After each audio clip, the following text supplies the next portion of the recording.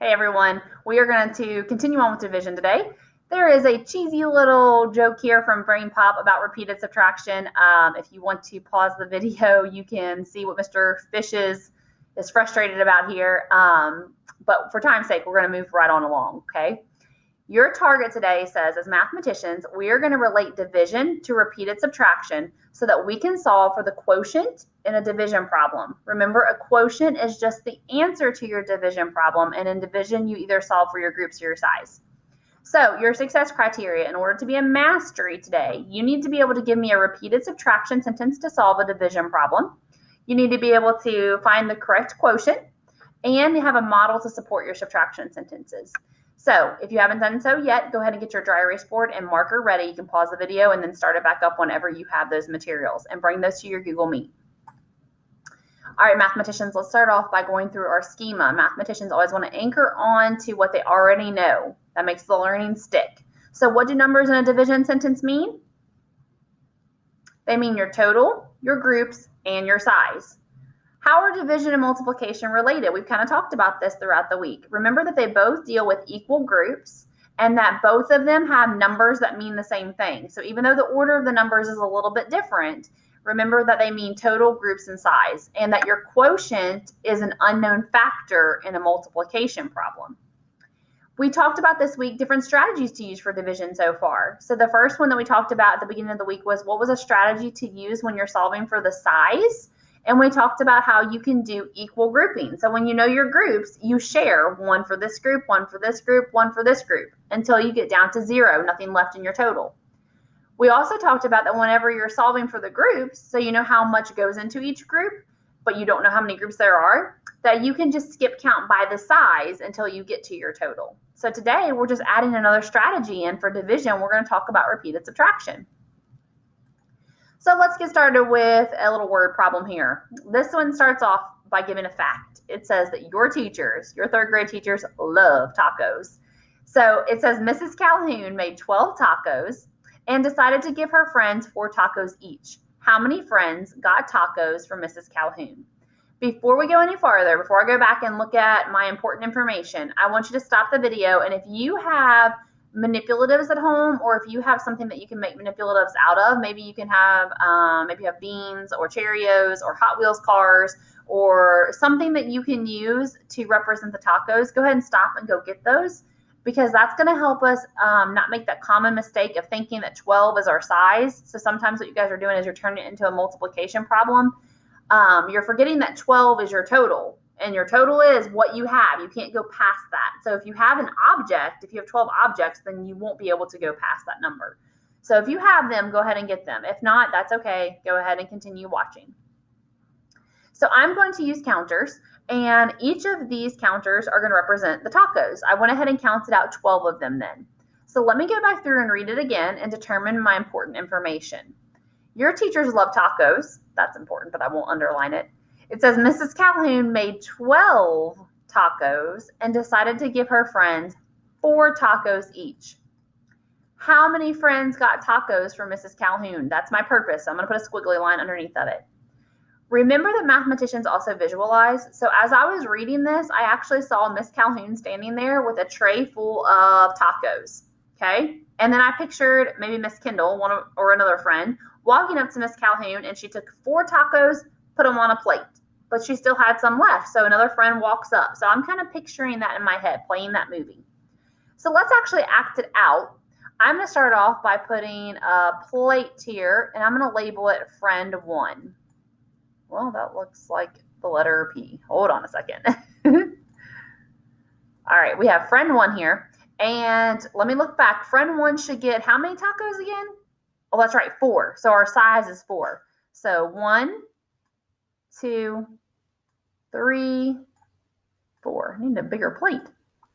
Now, let me write a number sentence to show what we just did. We had 12 tacos. We took away 4.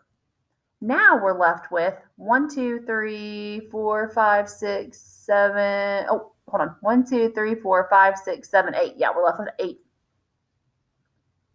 All right. So since I have 8 tacos left, I know that another friend is going to come up and get some more. So this is for friend 2. They're going to get 1, 2, 3, 4. Okay, let's write a number sentence to match what just happened. We had 8 tacos, and we took away 4. There's 4 on my plate there. That one's kind of underneath the pink line. 4 tacos. That leaves us with how many? 1, 2, 3, 4, right? Okay. So then another friend. This is friend 3. I'm just going to put 3 for right now for time's sake. They get 1, 2, 3, 4 tacos. Okay, now look what happened to my taco stash. I don't have any left, right? So we had 4 tacos. We took away 4 more. Now we're down to 0 tacos. Okay, so you want to repeatedly subtract until you get to 0. So we repeatedly subtracted by 4 until we got to 0. All right, now here's how you figure out what your actual answer to your division sentence was then. What you do is you go through and you count how many times you repeatedly subtracted. So I subtracted 1 4, 2 4s, 3 4s, just like I have 1, 2, 3 groups over here. So if I were going to make a division sentence, I'm going to say we have 12 tacos. We divided them into groups of 4. And then how many 4s did I end up with? Or we can think, how many times did 4 go into 12? And that was 3. 1, 2, 3. Be really careful. A common mistake is kids want to count this 4 and this 4 also. But if you notice, I didn't subtract that 4 and I didn't subtract that 4. Those were just there kind of helping me keep track of my total. Do not count the ones that you don't actually subtract. That's why I like to circle the subtraction sign and the number. You can also write it like this, or you might see it like this on a test. They might just have it written horizontally. So they might just say, I have 12, I took away 4, I still had some left, I took away another 4, still had some left, took away another 4, and that got me a 0. And that's when you also go back and you count how many times did I subtract 4? 1, 2, and 3. So we still get 3 as our quotient.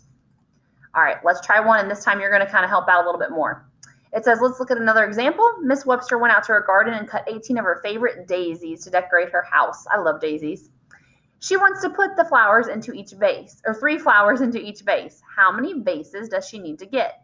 I'm going to read it again. I want you to close your eyes, and I want you to picture Miss Webster going out to her garden and doing this. Okay, play the movie. Miss Webster went out to her garden and cut 18 of her favorite daisies to decorate her house. She wants to put 3 flowers into each vase. How many vases does she need? All right, so hopefully you played that movie. Pause the video. Since I already did a word problem as an example, see if you can pause the video and draw it out. Then write a repeated subtraction sentence. And then press play when you're ready, and I'll check it with you. All right, so I kind of already went ahead and drew some of mine to make it easier on time. So I'm going to put vase 1 because I know that she's going to have 3 flowers in vase 1. And I'm just going to use stems in my vase, okay? All right, so let's make our subtraction sentence. So I had 18, and I took away 3. That leaves me 15. So I'm going to have to keep track of my total now because I don't have objects to actually move around and see when I'm empty. So that would give me 15. I'm going to put them in another vase then. So let's make vase 2 here. Here's 3 more daisies.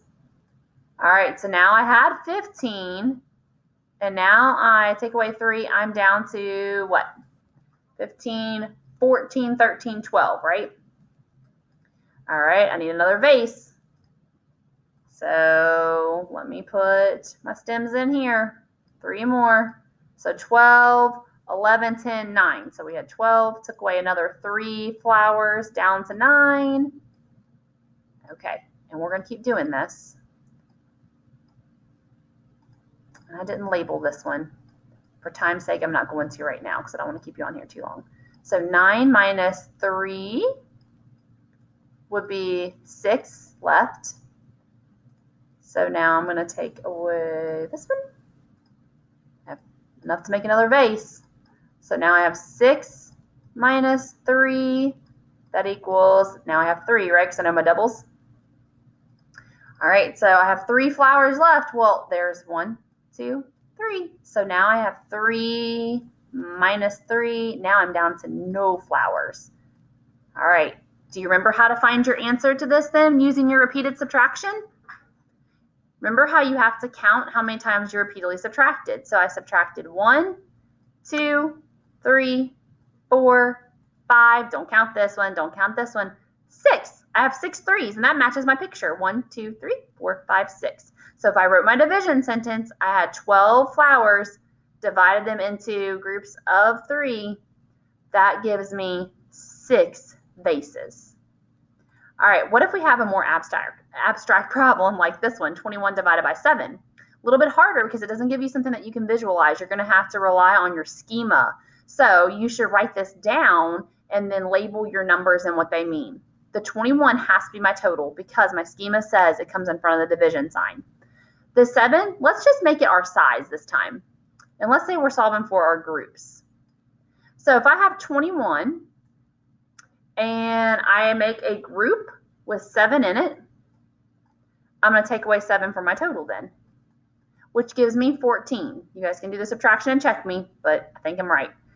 Then I'm going to have 14, and I'm going to take another 7 away. That leaves me 7 because I know my doubles, right? 7 plus 7 gives me 14. Okay, so I still have some left. I can make another group. So I'm going to take the 7 I have, take away 7 from it. That gets me down to 0. And I can draw my model over here to show it. So how many times did I take away 7? That will be your answer. I had 1, 2, 3, 7. So when I write it as a division sentence, I had 21 altogether, right? That was my total. I put it into groups of 7, so I took away 7 each time, and that gave me 3 groups. Okay? So you count how many times you subtract the number. That's your quotient. That'll be your quotient. All right, sometimes you're going to have problems that look like this. Let me just let's do this one. Or not this one. Let's just do these two. So sometimes you might have a test question that says, hey, here's a repeated subtraction sentence. Which division sentence matches it? All right, well, listen to how Miss Webster thinks. I know for sure my total is going to be 15. So I'm going to check and see which one of these have 15. Since they all do, that didn't really help me. So now I'm going to say, okay, well, my size or my groups, depending on what you want it to be, is going to be 3. Well, they're dividing all of them by 3, so then my quotient is what's different. So let me count how many times I went through and subtracted 3 to figure out how many 3s I have. 1, 2, 3, 4, 5. There are 5 3s. So 15 divided by 3 will give me 5 3s. This has to be my answer choice then, because it's the only one that has 5 as its quotient. Let's look at these down here. The 9 minus 3 equals 6. 6 minus 3 equals 3. 3 minus 3 equals 0. Take a second, pause the video, see if you can come up with a division sentence for this, and then I'm going to check you. I'm going to show you. All right, I know my total has to be 9. That's what I'm starting with. And I'm dividing it into, looks like groups of 3, right? Because I'm subtracting 3 each time. And then I subtracted 3 1, 2, 3 times. So my division sentence should be 9 divided by 3 equals 3. You just did division with repeated subtraction. Here are your takeaways. We divide when we want to find the size of the groups or our number of groups. And repeated subtraction is a strategy that we can use for division. Take a second and think about where you're at right now. If you're a 2 or 1, what can you do, or what questions can you ask Miss Webster during our meet that can jump you up to a 3 or a 4? Be ready with your dry erase board and marker. See you guys in a few.